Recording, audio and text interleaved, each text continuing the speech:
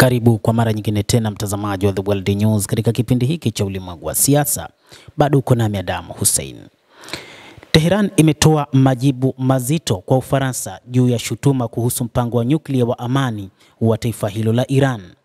Mwakilishi wa kudumu wa Iran katika Umoja wa Mataifa Amir Said Iravani amewatumia barua rais wa Baraza la Usalama la Umoja wa Mataifa na katibu mkuu wa Umoja wa Mataifa Antonio Guterres, akielezea kuwa madai ya waziri wa mambo ya nje wa Ufaransa kwamba Iran iko katika hatua ya mwisho ya kuzalisha silaha za nyuklia ni yasiyokuwa na msingi na ni ya kisiasa, ni hatua isiyokuwa ya uwajibikaji.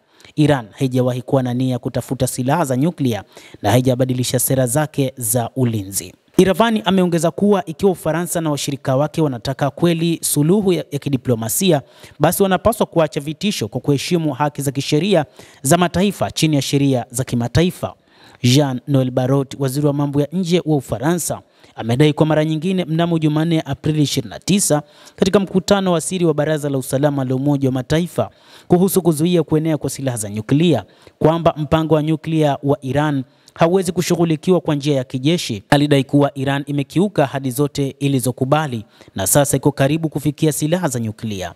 Aliongeza kuwa Ufaransa, Ujerumani na Uingereza hazitakuwa na shaka hata kidogo katika kurejesha vikwazo vilivyofutwa chini ya makubaliano ya nyuklia ya mwaka 2015 JCPOA ikiwa maslahi ya usalama ya Ulaya yatatishiwa.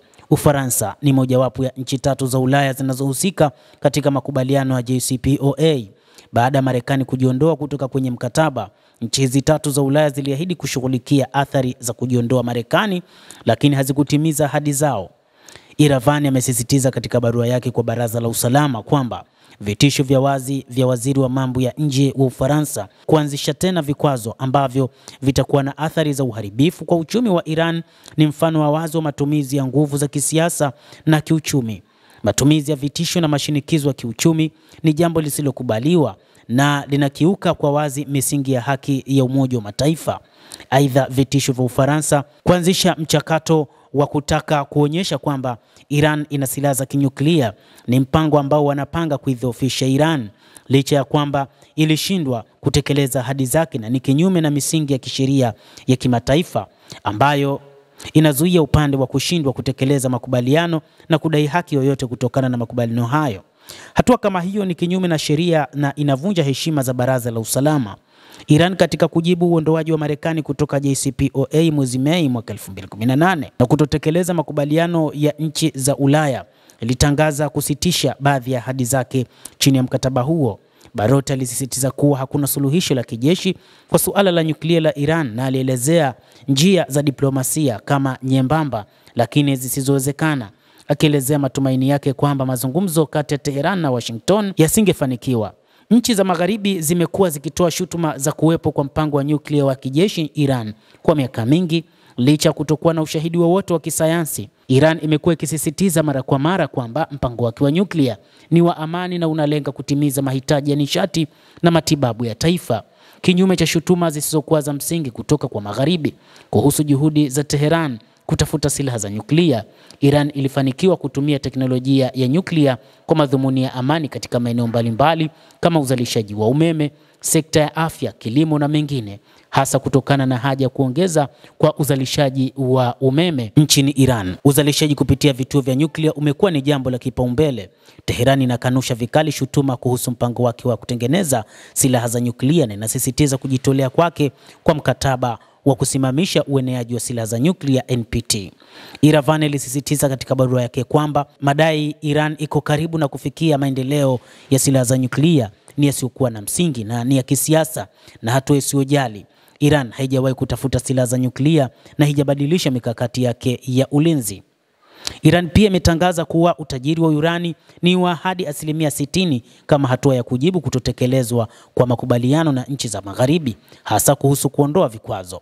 Tehran imekuwa ikisisitiza mara kwa mara kwa nchi za Magharibi, hasa tatu za Ulaya kwa maana nchi ya Ufaransa, Uingereza pamoja na Ujerumani, na nchi ya nne ambayo ni Marekani, katika kutekeleza ahadi zao za JCPOA na kuondoa vikwazo visivyokuwa vya kisheria dhidi yake.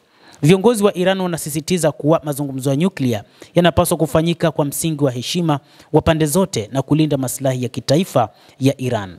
vitisho na shinikizo havitatoa matokeo yoyote isipokuwa kuleta ugumu katika mazungumzo. Marekani kwa ushirikiano na Israeli na nchi za Ulaya imekuwa ikidai kuwepo kwa mpango wa nyuklia wa kijeshi nchini Iran licha ya kutokuwa na ushahidi wa moja kwa moja. Na hata hivyo, kwa muktadha wao tofauti katika msimamo wa Marekani, taasisi za kijasusi za Marekani zimesema kwamba Iran haitengenezi silaha za nyuklia, kinyume na shutuma zilizowasilishwa na Rais Donald Trump na maafisa wengine wa Marekani. Katika ripoti ya hivi karibuni iliyotolewa na Tulsi Gabbard, mkurugenzi wa habari wa taifa wa Marekani, alisisitiza kuwa jamii ya kijasusi ya Marekani inaendelea kushikilia msimamo kwamba Iran haitengenezi silaha za nyuklia. Marekani na Iran kama washirika wakuu wa Washington mara nyingi wamekuwa wakitishia Iran kwa shambulio la kijeshi ili kuzuia nchi hiyo kufikia silaha za nyuklia, shutuma ambazo Iran inatafsiri kama zisizokuwa na msingi. Aidha, shambulio lolote la kinu cha nyuklia litaenda kinyume cha sheria za kimataifa, na katika hili Rafael Gross, mkurugenzi mkuu wa shirika la nishati la atomiki la kimataifa IAEA, amesisitiza kuwa shambulio dhidi ya vituo vya nyuklia ni kinyume cha sheria na hivyo ni jambo lisilokubalika. Endelea kutufuatilia mtazamaji, lakini usisahau kulike, kucomment na kusubscribe channel yetu hii. Mimi ni Adam Hussein.